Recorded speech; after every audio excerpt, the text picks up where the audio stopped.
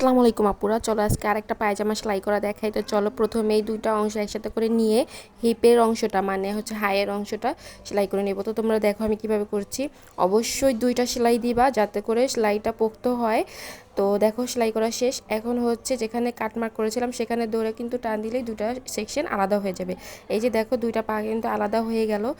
এই তো তারপরে দেখো আমরা এখন পায়ের দিকে চলে আসবো। তো পায়ে আগে থেকে ডিজাইন করা ছিল, এখন হচ্ছে পায়ের মোহরের মাপ হচ্ছে 6.5 রেখে এখন আমরা সেলাই করে দেবো। আর প্রত্যেকটা সেলাই যেখানে যেহেতু এখানে আমরা ডিজাইন করেছি তাই সেলাইগুলো কিন্তু একদম মিলিয়ে মিলিয়ে দিতে হবে, না হলে কিন্তু ফিনিশিংটা সুন্দর আসবে না। প্রত্যেকটা সেলাই কিন্তু অপর সাইডের সাথে সুন্দর করে মিলিয়ে রেখে দেখো আমি সুন্দর করে আস্তে আস্তে সেলাই দিয়ে নিচ্ছি। ঠিক আছে, প্রত্যেকটা সেলাইয়ের সাথে সেলাই মিলিয়ে রেখে সেলাই দেবে, তাহলে কিন্তু ফিনিশিং খুব সুন্দর আসবে। এবং এই যে হাইয়ের সেলাইটাও কিন্তু দুই সাইডের একসাথে সেলাই করে নেবে। দেখো ভিডিও করতে করতে কিন্তু মাঝখানে পট্টি দিতে আমি একদমই ভুলে গেছি।